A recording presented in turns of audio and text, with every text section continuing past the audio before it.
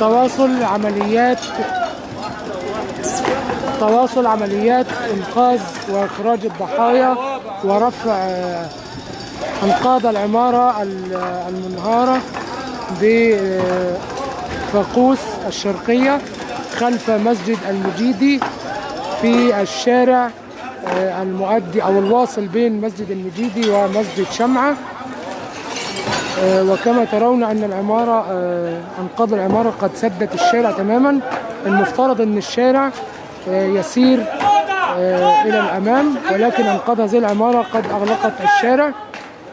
في المشهد تشاهدون قوات الدفاع المدني هناك في القمة في الأعلى، وأهالي فاقوس الذين يتصفون بالشهامة والرجولة يساعدون قوات الدفاع المدني في رفع الأنقاض بإخراج الضحايا من أسفل العقار.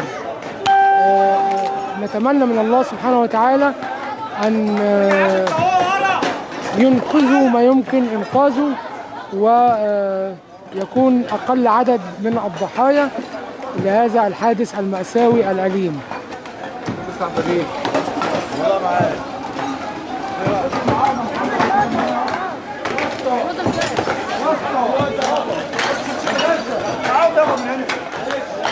لا جعارة كده يا جماعة بعد إذنكم. لا اله الا الله يا جماعة كده عم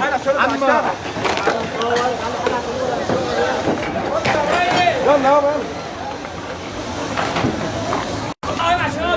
يلا يا باشا، يلا يا باشا. جعارة ولا كده بعد إذنكم يا رجال.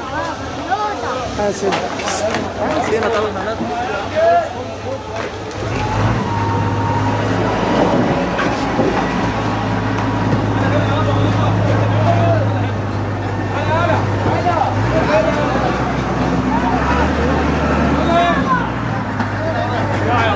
طبعا